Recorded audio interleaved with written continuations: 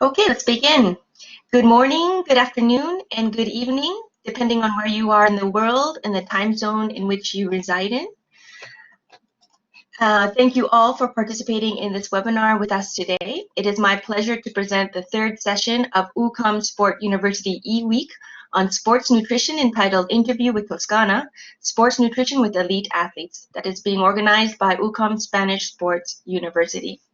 First of all, I would like to present myself. My name is Linda Chung. I received my Bachelor's of Science degree in 2 majors in Biology and Exercise and Movement Science from the University of Oregon in the United States. Then I went on to obtain my Master's of Science degree in Exercise Science and a PhD degree in kinesiology, from the University of Massachusetts Amherst, also in the United States.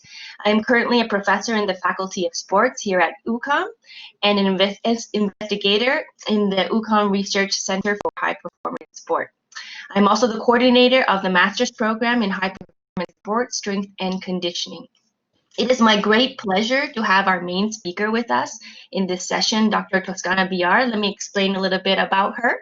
She has an impressive academic background, having received her licentiate degrees in 2 majors as well, in pharmacy and human nutrition from the University of País Vasco, the Basque Country. She has a master's degree in natural medicine and homeopathy by the University of Valencia. Master's in marketing management, company internationalization. She has received a diploma in sports nutrition from the International Olympic Committee. She has been a speaker at numerous national and international conferences and congresses, and has collaborated as a professor in the Master of Physical Preparation and Readaptation in Football at the University Pablo de Olavide in Seville, at the University Isabel I, and currently she's a professor in our master's program in high performance sports, strength and conditioning, and in the Football Science Institute. Professionally, she is the sports nutritionist for Athletic Club of Bilbao and for the Spanish national selection football team. She's also the founder of her own company, the Healthy Company Clinics. So before we begin our session, let me briefly explain the structure we will follow today. Today's webinar will be a little bit different from previous sessions, as we will follow an interview format rather than a formal presentation by our primary speaker. First, I will introduce Dr. Toscana Viar.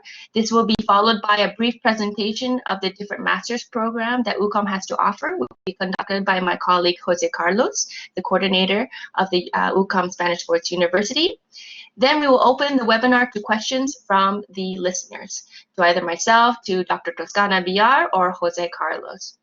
At that time, we will activate the chat icon where you will be asked to write your formal name and to whom the question is being directed to, and the question in itself clearly written. I would like to remind you not to touch any keys, buttons, or icons during this session, as it will be difficult to follow the presentation. So, let's begin our interview with Dr. Toscana Viar. Thank you so much for taking the time from your busy schedule to be with us. Many of our attendees, thank you, and thank you for our audience also for participating in this great event. You know, many of our attendees, our listeners, are students and future students, and also some of them have already started some of their professional career. I was hoping that Dr. Toscana Viar, if you could explain to the audience a little bit of your academic experience that led you to be the head sports nutritionist for Athletic Club of Bilbao and to begin your own company, the Healthy Company Clinics. Well, I first studied, as you said, pharmacy. Like in my family, both my parents were pharmacists, so I first studied pharmacy thinking it was going to be my passion, but I've always loved nutrition. So after I finished pharmacy, I continued studying. I did some studies on marketing and stuff, and then I lived in a few countries abroad. And when I came back, I decided to study nutrition, which was really my passion. And I started working with some patients and stuff, and I really enjoyed it. So I work nutrition. And I always think that many times when people ask me when they're gonna start university, like, I don't know, the nephews of friends or people I don't know, sons or daughters of patients that I work with normally ask me when they're wondering whether to study nutrition or not. One of my answers is always that sometimes life leads you to whatever you really enjoy. So I think sometimes you don't have to go so crazy about what decision you're making, because when you study something, I'm sure you're going to be able to use that for something else. As myself, I did pharmacy and I don't work as a pharmacist now.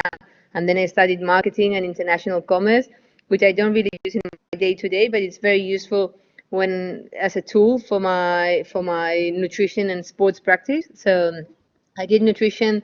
I soon started with my own company, and I was lucky enough to go into Athletic Club of Bilbao very soon, and I've been there for 11 years. So I've been constantly studying. Like I did my specialty in sports nutrition with the Olympic Committee. Then I studied, as you said, like natural medicine, because I thought like also when you use supplements and stuff, you have patients and athletes that have been with this, like some people that tell them a lot about strange products, and I thought I didn't have the knowledge to be able to tell them if it was good or not good. So that's why I've been constantly studying, like, and constantly, yeah, getting new knowledge depending on what I thought I needed at that time. And I think that's in our profession, that's very important. I mean, you need to evolve, and things change a lot. And the kind of nutrition that we used to do when I started working in nutrition had nothing to do with what we're doing now. No, there are new fashions, there's more science, there's more knowledge, and you have to keep like studying always to be up to date and to be able to give the best advice to your athletes or patients or any person you work with. Great. Many of our listeners dream of working with professional elite athletes, and you've been very successful in doing this. How does one capture elite athletes as clients? Do you have any recommendations? Sometimes it's just about working. Like sometimes you go crazy about doing campaigns to get elite athletes. Like in my case, I was really lucky, and to be honest, when I started, it was just a lucky thing because I got into the club. But then I think I started for a 3-month internship in athletic club, and I think he was to work, work, work, and work. But back then there were no nutritionists in any of the football teams. I mean, it was very new. Maybe there were one or two, but not many. So they were not used to working with nutrition. And when I started there, and they gave me the opportunity to work with the team for a few months, I started doing so many things that when those months were over, they told me, well, maybe you can stay a little bit longer and we can finish the things you started and blah, blah, blah. And that was 11 years ago. And since then, I've been very lucky to work with other professional teams. I've been working for many years with the professional basketball team here in Bilbao, with Bilbao Basket. Then I stopped there because I had the chance to go with the Spanish national team, and then getting new athletes. It's all about like working and working very well with the patients you have. And I think at the end of the time, the mouth to ear is very important, and people knowing how you work, and it's more about working properly and doing things well than only about marketing, which is of course many very important sometimes, but not the only thing. Like you can't just do marketing and not work properly. So I think Right. So repetition is a very important thing. Right. So what is it like to work with top level athletes, like the football players with Athletic Club de Bilbao, with the basketball players, with the national team? Do you find their adherence to your recommendations easy? Oh, I believe she just left the session briefly. I think it might be due to an internet connection. Just 1 second, we'll bring her back. Welcome back. thank you. I don't know what's happening. It just disappears. Yeah, no problem. It looks like it might have been the connection. Yeah. Okay. It, Do you want it, to does- leave your webcam on or off? it, You yeah, see it the doesn't let me. It doesn't allow me to share it anymore. I don't know why. okay. Okay. Well, Just let's continue. perfect. Okay. So I was mentioning to you before, what is it like to work with top level athletes? For example, for the football players in Athletic Club de Bilbao, the basketball players and the national football players. Are they easy to work with? They're very, I mean, at the end of the day, they're just like normal people. Sometimes we think that because they're professional athletes, they're going to be strange or whatever, and it's exactly the same thing we can find with our patients in our clinics or in a private consultations, in a private practice. I mean, when we have patients, we always have people that are different. The same in a team. Like you get people that are easier to work with for whatever reason, or that are more interested in nutrition, so the happier to follow new advice and to do new things within nutrition. But yeah, I mean, in my experience, they're like super professional, easy to work with. It's like it's a real opportunity to be able to work with them in such a different environment in elite sport, and yeah, I mean, it's much easier to work with them than what people would expect. I mean, always the first day you're a bit scared, but yeah, they're just normal people. Great.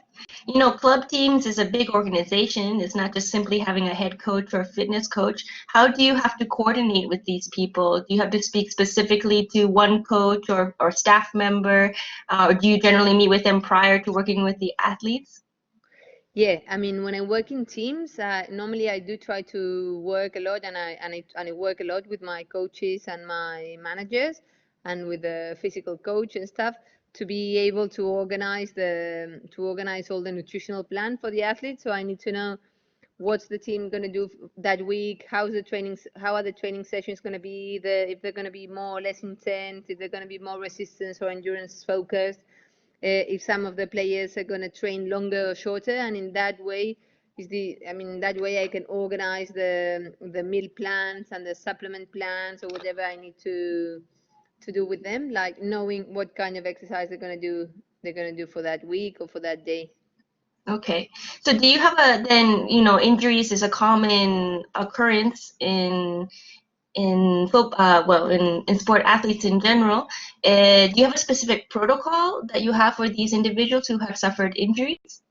We have different protocols, yes, we do, but they all depend on the kind of injury, like what type of injury it is, what kind of tissue has been damaged, what are the sensations of our players, how long is that injury going to be for, like depending on how long the player is going to be, it's going to not be able to move or not be able to train. So we have to work on recovering the injury, on helping fix the tissues that have been damaged, and also on working on the body composition of that player, like maintaining the muscle mass or not increasing the body fat while they're not so active.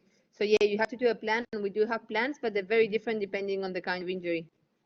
Okay, so you mentioned body composition. Is it important to be certified with the International Society of Anthropometric and Kinesiology, ISAC? For me, it is very important. Because it's the only way we can make sure we all do the same thing. We're all working the same way.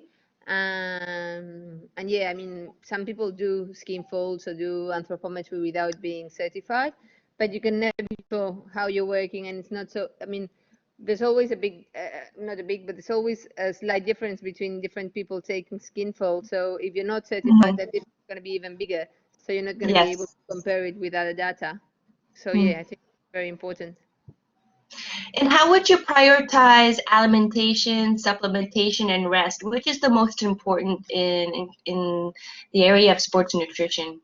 I mean, for me, for sure, the one that would not be the most important would be supplements, because I think like doing the basics right is super important. Like doing choosing your foods properly, doing your nutritional plan properly, it's much more important than the supplements. I always say that in some sports are different, but it's like a pyramid, and talent is very important, training is very important, and then you've got nutrition, and at the end, in the smallest part, you've got the supplements, which are a good help. And sometimes if you improve 1% of the performance of your athlete, it's amazing, and that's what you can achieve with supplements. But you can't use supplements if you're doing the base wrong, if they're not eating properly, if they're choosing terrible foods. It makes no sense whatsoever giving them good supplements if they're eating rubbish. So you have to fit and rest, of course. I mean, you need to eat properly and rest, and then you can increase those small bits like using different supplements. Okay. And what supplements do you generally prescribe? More in the natural supplements area or the ergogenic aids to help improve athletes and reach their performance goals? Well, nowadays there are so many supplements to choose from. Like what I normally always try is to use supplements that I'm sure are gonna help my athletes not only in performance but also in health. Like it's very common when you work with athletes and with professional athletes that they ask you a lot, why am I taking this and what is this for? And if I take this pill, am I gonna have any problem and my liver is gonna explode and my kidney is gonna burst?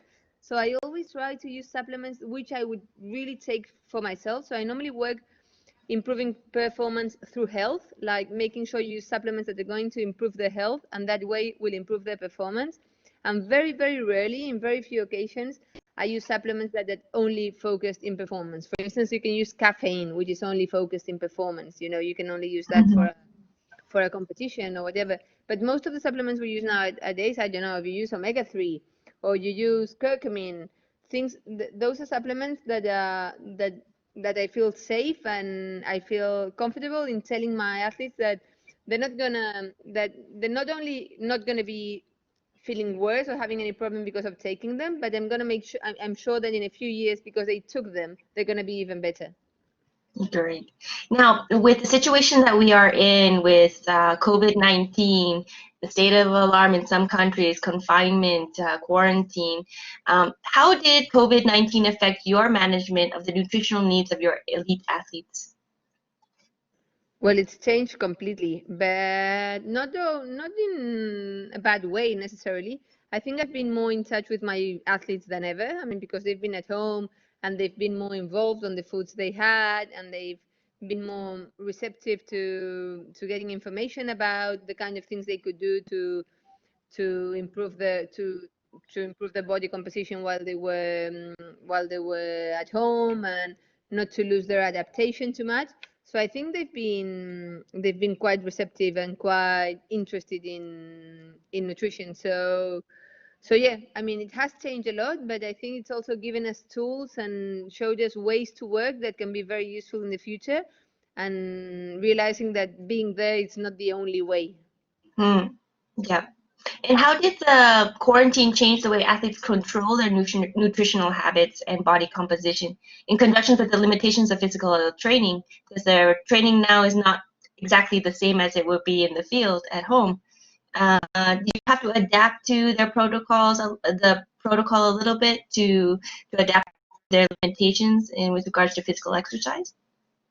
Yeah, I mean we've had to adapt everything they did to the habits that they had now. I mean the training sessions were completely different. They couldn't do sports, like football players, for instance, couldn't play football. I mean they were just doing training sessions focused on on more on the body composition and stuff. And we had to focus all the nutritional strategy on that. I mean to try and help those training sessions to be more effective and to help those training sessions to help those players to reach their goals through nutrition and training. Great. In addition to your professional, are you currently involved or have you been involved in research studies? Yeah, I'm not a big researcher, to be honest. I do some research, but I think I'm more practically focused than in research. I don't work in any lab, so when I do research, it's normally because we're doing, I don't know, we are doing some works now on microbiome or lipidomics with the players, and sometimes we've been using like new supplements and stuff, and we've been involved in doing studies, I don't know, with curcumin and a few things, but yeah, I have to say that I'm not the biggest researcher. Okay. And what changes do you think will occur in the area of sports nutrition in the future? I think it's going to change a lot. It's going to evolve a lot, and I think technology is gonna change a lot. I think where nutrition in general, I think it's already changing a lot. I think before people were more focused on, I don't know, on counting calories and grams of carbohydrates. Now nutrition is already going more towards like eating healthy food and choosing properly the kind of food you eat, and eating healthy is more trendy now than it used to be before. So I think that's going to change a lot, and the interest of our athletes is going to change a lot. And also new technologies, I think, are going to change a lot the way we work with nutrition, in personal nutrition, individualized nutrition. Also, all the knowledge we have, as I said, on different areas like genetics, microbiome, lipidome, and all the omics that we have access to now. I think that's going to change a lot, and it's going to give us the tools to be able to individualize the nutrition much more with our athletes. Great. Now, you've accomplished so much in your career professionally and so early in life. Do you have any future professional goals that you still want to reach? I want to work with Rafa Nadal. So if anyone knows Rafa Nadal here and they can get me in touch with him, that would be amazing. That's my goal, work with Nadal. And for our listeners, do you have any recommendations to future sports nutritionists that are coming out now with degrees and trying to get to your level? Do you have any recommendations for them? I think just follow your passion and really try to do what you're really interested in, and don't try to do whatever everyone else does, because I think if you just try to follow what needs to be done, no, if everyone's learning about this or everyone's doing this, you have to do it. At the end, you're going to lose your passion. And I think if you do something you really love, I mean, you're going to be much more focused, much more interested, much more motivated. So yeah, try and work. I worked for free for a very long time when I started, and I think nowadays I find many people that want to get into work and get good salaries straight away, and sometimes that doesn't allow you to get the practice or the time to try new things. So try as many different things as you can, and try to really find out what you really love or what kind of things are going to be really suited for you. And try and study in different areas. I mean, not just sports nutrition, maybe I don't know, physiology or whatever. It's going to be more interesting for you to help you in your day-to-day work. So yeah, be a bit open-minded and try to get as much experience as you can. Great advice. Very good advice. Thank you very much for sharing your experience with us. It has been a great pleasure to get to know you in the area of sports nutrition from your perspective. So if you have questions for Dr. Toscana Viar, you may start preparing them now while the chat icon is being activated. Remember, you will be asked to write your formal name, to whom the question is being directed to, and the question has to be written very clearly. But while you are formulating your questions, I would like to present my colleague and coordinator of UCAM Spanish Sports University, José Carlos Díaz, to present the various UCAM Spanish Sports University programs that are being offered. All yours, José Carlos. Thank you very much, Linda. First of all, let me thank you also, Toscana, for being here with us today. I think it's been great to hear from you, your knowledge, and also your experience in this area. So it's been a pleasure. And as you said, Linda, while our viewers are preparing their questions, let me just tell you something about the UCAM Spanish Sports University. We are a postgraduate school that provides academic programs related with the sport industry and also the sciences that support the sport performance. In this second area, we have different programs where our students can also be involved and know and research about the nutrition related with the sports and physical exercises. As you can see, we have different programs related with sport performance.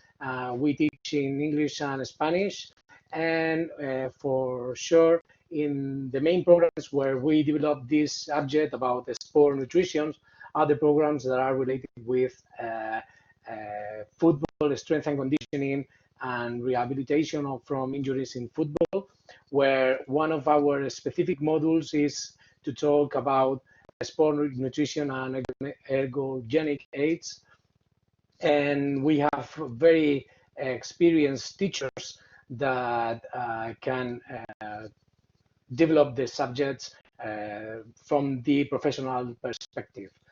And also in this program, we have visits and trips to many football clubs in Spain where our students can see how they work. And even in these visits, we also have some lectures from the nutritionists of the teams. Okay, some of our alumni are now working in some clubs, and for us it's very important that our students reach their goals. Okay. Another programs we have is related with high performance in sport. We have these programs. We have this program teach in Spanish and English both.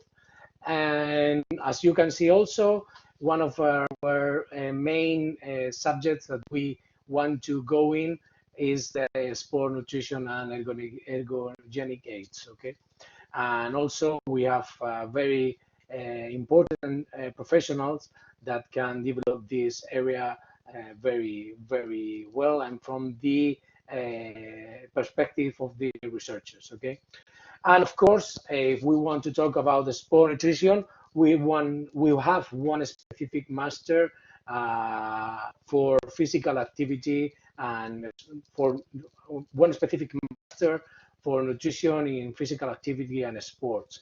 And in this master also, you can see more specific all the subjects related with this amazing area that has, for example, has Toscana said, is one of the main important areas in the pyramid of the elite athletes. And also for this, we have very, very professional teachers, and they have a lot of experience working in the professional sector and the healthy sector of the sports.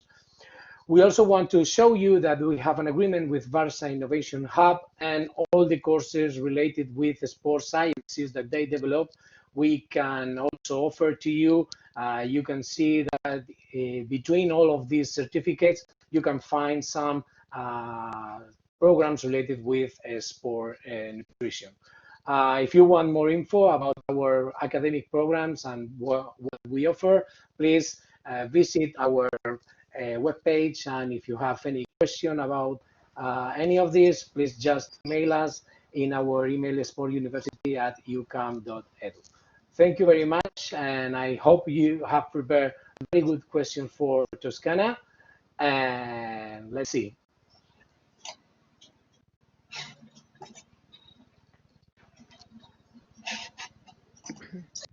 So the session is now open for questions from our listeners. Again, please write your formal name, to whom the question is being directed to, in case you want to talk to José Carlos Toscana, and the question should be written very clearly.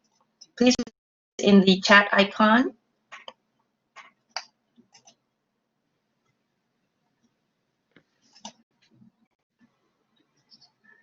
I suppose I asked a lot of questions already in the interview. That probably covered a lot.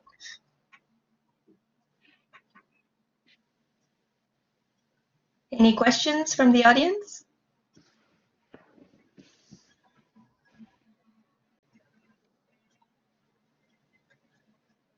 Great, we have a question from Joy. José Carlos, can you read the question for us? I'm unable to see it. Okay. Hi, it's Jyoti's Joy. I wanted to know about betaine, anhydrous, and beta-alanine supplementation for athletes. Mm-hmm. Well, let's see. If we go into single supplements, we could talk for hours. But to be honest, I never use betaine and anhydrous, and beta-alanine is something I really like, but I don't use very often because, well, I do use it sometimes with athletes, like in athletics, but in football, it's something we don't use very often because normally the side effects that beta-alanine has with the players, they get like paresthesia, they get like tingling in the skin, so it's quite uncomfortable for them. So as I said, I do use it with athletics sometimes when I work with individual athletes, but in football I do not use it very much, although it's a supplement I really like. But yeah, the side effects are bigger than the benefits for me. We have another question from Karen, Toscana. What challenges can you find being a female working on a men's professional football team? Well, to be honest, I mean, I haven't had many challenges. I mean, everyone thinks it's going to be something difficult, and well, there are. It's all the same thing as a man. If a man goes into a female team or a female goes into a male team, but I get asked this question very much, and I always say that I mean, I've worked with many teams. I mean, I've been working with athletic for 11 years now. I work with a basketball team for many years. I do work with many other football teams right now, and I've never in more than 10 years of experience had any problem. Like all my players, all my athletes have been super respectful. You always have to have a bit of common sense, I think, to find your space and to make them respect you. But I've never had any problem. I've been respected, I've been valued, and I've done my work exactly the same as if I was a man. So yeah, for me, it hasn't really been a big challenge. And I think there are going to be more and more female in male sports. Like when I started, there was never a female in any male sport, but now I think it's getting more common, and females are involved in every area of science, and I think they're already getting used to that, and they just see you like another colleague. I can't hear you, Linda. Question from Dr. Joy. Sorry about that. How much protein should be taking during the off season if the athlete is having or is doing an intense workout session for 3 hours twice a day? Well, depends. I mean, to be honest, for me, a very important thing is the amount of protein, but most importantly, how they spread that protein ingestion throughout the day. Like, yeah, maybe a bit over 2 grams of protein per kilo, like 2 point something. But the most important thing, and what I really see that our athletes don't do, is making sure they have enough protein in every one of their meals. Sometimes we have big amounts of protein at lunch or at dinner, and they forget about having protein throughout the day, before and after the training session, or in the snacks or whatever. So I think that's the work we have to pay more attention to, like making sure they know how to split that protein ingestion throughout the day. Karen has another question. What is your typical day like in your job? I don't really have a typical day. I go crazy. I go crazy here and there all the time, but normally I get up in the morning, I go very early to the club. I'm at the club. I normally work. I have an office, but I spend more time normally in the dining room. I do go to my office when I have to do some anthropometry, skin folds, or I have a private consultation with a player, but normally 99% of the days I go straight to the dining room. I have my table where I have breakfast, and then I stay there with my computer, and all my players start coming for breakfast. So I spend time with the chef and the waiter. I spend time with the players when they come. I ask them how they feel. So most of my work as a sports nutritionist in the clubs is more of an informal work. It's very difficult to spend time inside an office with an athlete. So you have to use that time that you have in relaxed moments to find out how they are, to find out what they need. Sometimes we have meetings with every week we have a meeting with all the doctors and all the physios to comment on how the players are. Then I normally have some office time, or spend time with the injured players when the rest of the team goes out training. And yeah, I keep working on organizing the menus, organizing the personal plans of the athletes, and then I wait until they come back for lunch when I have more time to spend with them.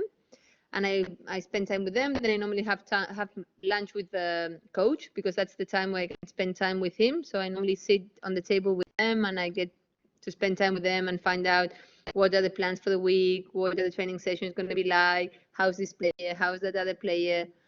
So yeah, and normally in the afternoon I come back to my clinic and I see my patients, or I spend time with my team, or I organize lectures I have to give, but yeah, that would be one day. But normally my days are quite crazy. So one day I'm here, one day I'm there. Great. Javi has a question. You mentioned that curcumin is a top supplement. Can it be used together with some probiotics? Yeah, of course. Then I wouldn't use them for the same thing, but those are two supplements that I use very often.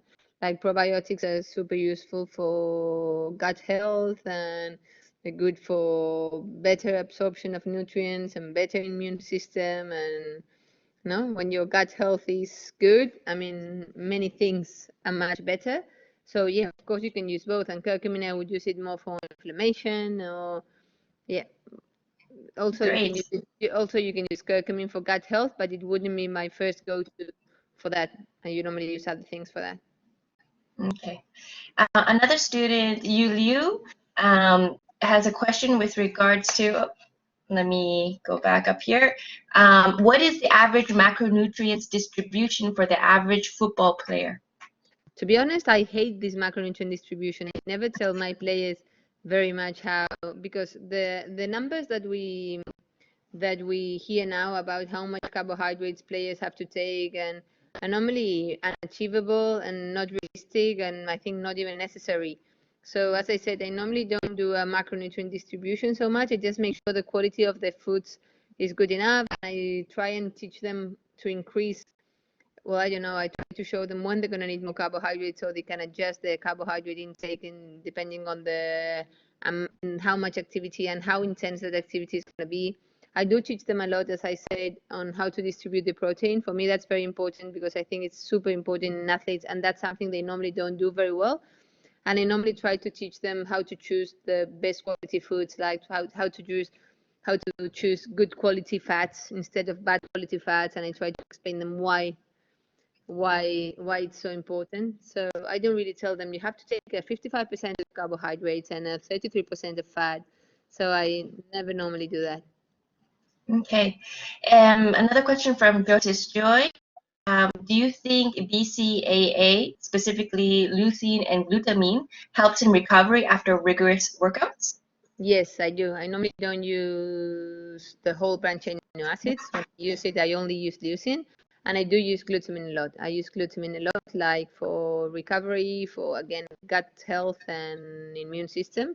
And I think those two supplements are super useful and normally very common in my supplementation plans. There's a question from Anupam, who's curious to know, how do you maintain the weight of a football player so that it maintains a constant level? Okay. First of all, I'm so sorry that you can't see me. I feel like I can see you and you cannot see me. It's annoying, but I'm trying to pick the camera thing and it doesn't want to work. So I don't know.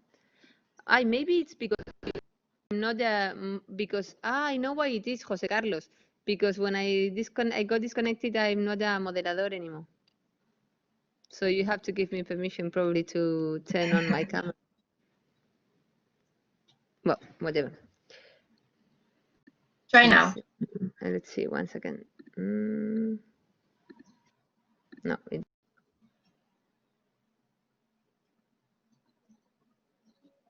let's see. No, it doesn't want to let me anymore. Well, it doesn't matter. No, because it goes back to, it doesn't want me to be moderador. Well, whatever. So how do you maintain the football player's weight? Well, normally it depends on, I mean, everyone has their own weight. I mean, and first of all, we have to find out which weight is the best for each footballer, each player, because they all feel different with different weights and we have different goals. And some have to have a bit more body fat, some need to have a bit more muscle mass. So yeah, and then I just work with them on what we need to achieve, why we need to achieve that, and what changes we need to do in their nutrition. So it's a lot about education and making them understand why it's important and how we can reach that goal. Okay. Pepe Garcia has a question. As a current sports science student interested in the health sector, he thought about combining nutrition studies while finishing his current degree in order to acquire further knowledge. He's been doubting between the actual 4 years degree in nutrition or the 2-year formation on dietetics. What are your thoughts on the differences between both options? Well, I don't know.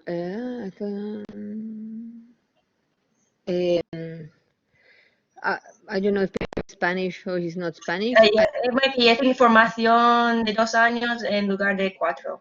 Sí, but I mean, depending if it's Spain, I don't know. I mean, I don't know the Yeah. different dietetics and nutrition in other countries, but I think in Spain, like being a nutritionist and having the 4-year degree will give you more knowledge and will give you access to more things. So if I had to choose, I would go for the 4-year degree. Okay. Another question from Liu, regarding the football players. What do you think about creatine use for them? Yeah, creatine is super useful too. Like creatine is one of the supplements I've used a lot during this quarantine at home. Like creatine is super useful for maintaining or gaining muscle mass, and yeah, it's also good for energy levels. So and it's effective. It's effective for sure. So yeah, I do use it. I use it a lot. Okay. Another question from Joy. Curcumin is a great anti-inflammatory and reduces the cortisol level. So an athlete having intense workout sessions, how much should be the dosage? And should the curcumin be with bioperine or normal curcumin? And how much dosage do you recommend for curcumin and leucine? Oof, yeah, it depends. I mean, it depends a lot. I do. I mean, the curcumin, as you said, it will vary depending on how the curcumin has been, the kind of supplement. As you said, normally I use a supplement that is with phytosomes, so the absorption is much bigger. So I use a smaller dose. I don't know. I would have to see the kind of presentation of the curcumin to be able to tell them which dosage I would use. And then, yeah, for the same for glutamine and leucine, depending on the effect you want, but leucine normally around 2 grams, and yeah, glutamine sometimes depending on the amount of protein they have, because many of the supplements or the protein intake that they take already has enough glutamine, so we just give them a little bit of an extra supplement to reach higher levels. But yeah, normally it's important to make sure you know what that athlete is doing and what are the things they're doing to see how much you have to increase. I mean, how much you give them, how much you need to give them as an external supplement. Great. Another question from Avinash and Nagaraj. Sorry, I didn't pronounce that correctly. What is the best way to distribute protein throughout the day in terms of quantities? Are there specific benefits to consuming high amounts of protein before and after training sessions? If so, how much duration before and after a session should the protein be consumed? Normally, the amount of protein that normally is suggested, like it's around 25-30 grams of protein for every intake. And yeah, there is evidence, a lot of evidence that having protein before, after, and during the session helps. So at the end of the day, I think it's important to, again, organize the intake, the plan for every athlete depending on the, because if normally someone has lunch at 2 o'clock and then trains at 4 o'clock, you don't need to give them any other protein supplement before training session, because probably the main meal already has enough protein. But yeah, I mean, they do need to take protein around the training sessions. It's super important, but sometimes not only as a supplement. Sometimes it's enough with the meals that they're consuming. Another question from Anupam. What precaution must be taken if a person is consuming creatine and branched chain amino acids? Is that if a person is below 18 years of age, can they use it? Well, at the end of the day, it's also a lot about common sense. No, I wouldn't give supplements to kids. Then you have to see if this kid is still.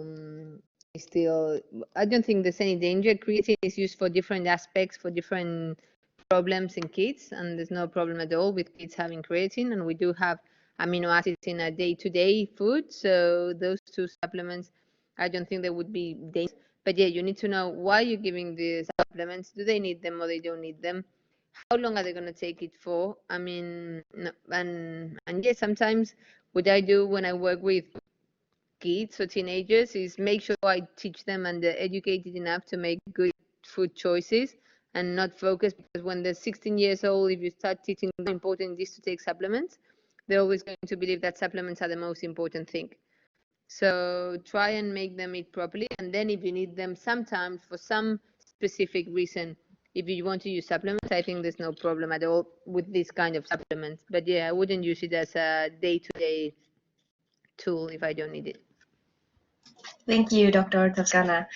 Well, we're going to end our webinar session now. We know that Dr. Toscana Viar is very busy and has taken the time to share her experience with all of you. I just want to remind you, tomorrow there's another webinar with Dr. Brad Schoenfeld, as well as with Tomás Freitas and Constantino Spiru at 4:30 at Spanish time. Another very interesting session with regards to elderly and muscle development.